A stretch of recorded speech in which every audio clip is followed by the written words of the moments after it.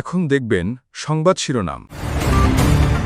আজ তারেক রহমানের ভোটার তালিকায় অন্তর্ভুক্তির সিদ্ধান্ত চূড়ান্ত হবে কমিশনে। ঢাকা ১৭ আসন থেকে বিএনপির ভারপ্রাপ্ত চেয়ারম্যানের পক্ষে মনোনয়ন তুলবেন তার একান্ত সচিব। কাল মনোনয়নপত্র দাখিলের শেষ দিন। প্রার্থী বদলের পাশাপাশি বিভিন্ন দলে চলছে ভোট গঠনের প্রক্রিয়া। কে কোন প্রতীকে লড়বেন সোমবারের মধ্যেই হবে ফয়সালা। দেশের ২৬তম প্রধান বিচারপতি হিসেবে শপথ নিলেন জুবায়ের রহমান চৌধুরী। রাষ্ট্রপতি পড়ালেন শপথ বাক্য। উপস্থিত ছিলেন প্রধান উপদেষ্টাও। আসসালামু আলাইকুম। এতক্ষণ দেখছিলেন সংবাদ শিরোনাম, এখন দেখবেন বিস্তারিত। ঢাকা ১৭ আসন থেকে বিএনপির ভারপ্রাপ্ত চেয়ারম্যান তারেক রহমানের পক্ষে মনোনয়নপত্র তুলেছেন তার একান্ত সচিব ABM আব্দুস সাত্তার। সকালে রাজধানীর সেগুন বাগিচায় বিভাগীয় কমিশনারের কার্যালয়ে যান ABM আব্দুস সাত্তার। এ সময় বিএনপির ভারপ্রাপ্ত চেয়ারম্যানের পক্ষে মনোনয়নপত্র ফর্ম সংগ্রহ করেন তিনি। এদিকে প্রস্তুত তারেক রহমান এবং তার কন্যা ব্যারিস্টার জাইমা রহমানের পরিচয়পত্র। শনিবার রাতে এই তথ্য নিশ্চিত করেছে ইসির NID উইং। তবে চূড়ান্ত ভোটার তালিকায় নাম অন্তর্ভুক্ত করার আবেদন আজ চূড়ান্ত হবে। এরপর মনোনয়নপত্র তোলা এবং দাখিলের জন্য একদিন সময় পাবেন। ঢাকা ১৭ আসনের গুলশান এলাকায় ১৯ নম্বর ওয়ার্ডে ভোটার হতে আবেদন করেছেন তারেক রহমান ও জাইমা রহমান। ও নিজের মতো করে কাজ করে।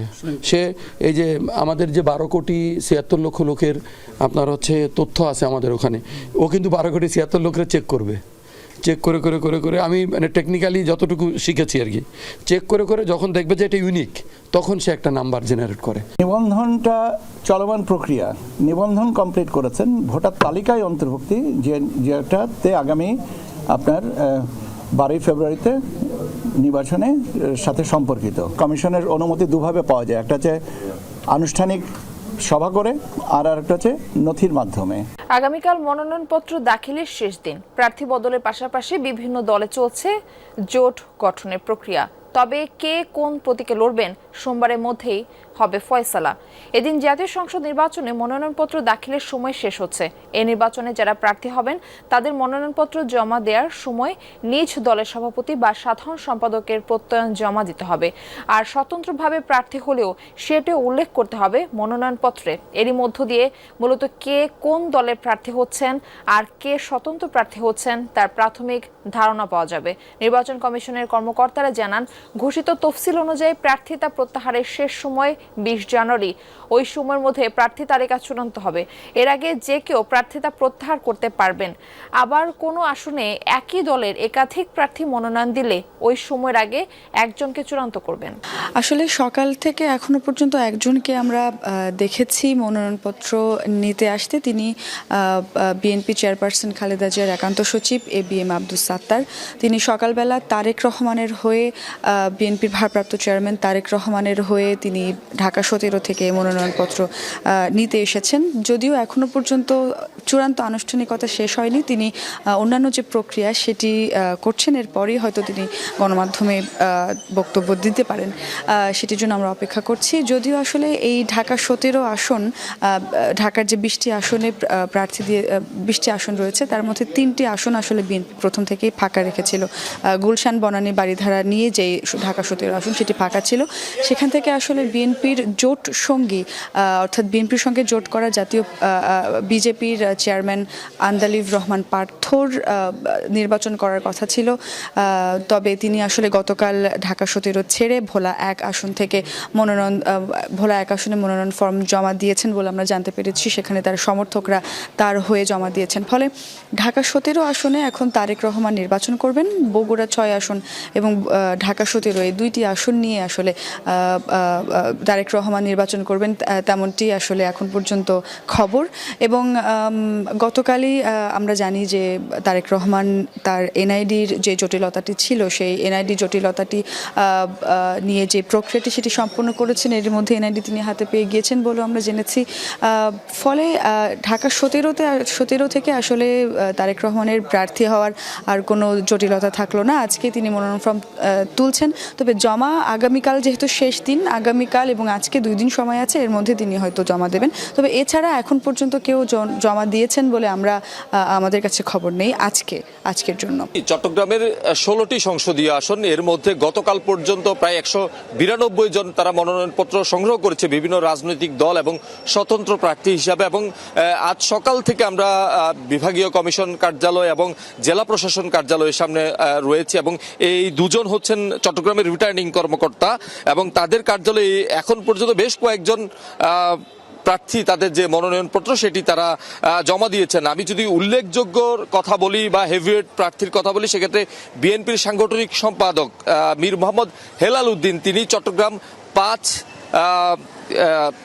5 হাটহাজারী আসন থেকে তিনি বিএনপির মনোনীত প্রার্থী। তিনি মনোনয়নপত্র তিনি সংগ্রহ করেছিলেন এবং সেটি তিনি আজকে সকালে জমা দিয়েছেন বিভাগীয় কমিশনের কার্যালয়ে এসে।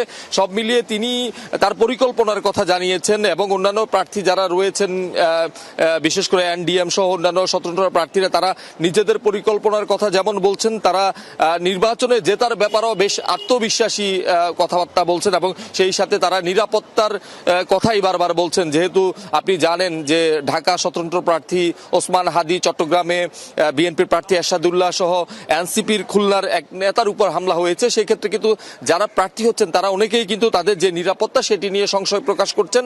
সরকার কিংবা যারা প্রশাসনিক কর্মকর্তারা রয়েছেন, প্রার্থীদের কিভাবে তাদের নিরাপত্তা বৃদ্ধি করা যায় কিংবা এই যে ভোটের সুষ্ঠু পরিবেশ, অর্থাৎ ভয়ভীতিহীন যে নির্বাচন, সাধারণ জনগণ যাতে ভয়ভীতিহীনভাবেই তারা ভোট কেন্দ্রে যায় এবং তারা নির্বাচনী কার্যক্রমে অংশগ্রহণ করে, এই দাবিটি আসলে এখানকার যারা ভোটার এবং যারা প্রার্থী রয়েছেন তারা দাবি তুলছেন। তো এখনো যেহেতু সময় রয়েছে, হয়তো বেলা বাড়ার সাথে সাথে যারা প্রার্থীরা রয়েছেন নমিনেশন আগেই যারা সংগ্রহ করেছেন তারা হয়তো মার্ফি জমা দেবেন। এবং আমরা যতটুকু খবর পেয়েছি, আমির খসরু সহ যারা জামাত এবং বিএনপির হেভিওয়েট প্রার্থীরা রয়েছেন তারা বেশিরভাগই আগামীকাল তাদের যে মনোনয়নপত্র সেটি তারা জমা দেবেন। দেশের 26তম প্রধান বিচারপতি হিসেবে শপথ নিলেন জুবায়ের রহমান চৌধুরী।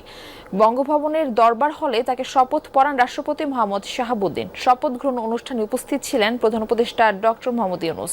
সপরিবারে উপস্থিত হন বিচারপতি জুবায়ের রহমান চৌধুরী। সকাল 10:30টায় রাষ্ট্রীয় আনুষ্ঠানিকতায় তাকে শপথ পড়ান রাষ্ট্রপতি। নবনিযুক্ত প্রধান বিচারপতির শপথ অনুষ্ঠানে উপস্থিত ছিলেন প্রধান উপদেষ্টা এবং তার উপদেষ্টা পরিষদের সদস্যরা। উপস্থিত ছিলেন বিদায়ী প্রধান বিচারপতি সৈয়দ রেফাত আহমেদ, সুপ্রিম কোর্টের বিচারপতি ও সুপ্রিম কোর্ট সচিবালয়ের কর্মকর্তারাও।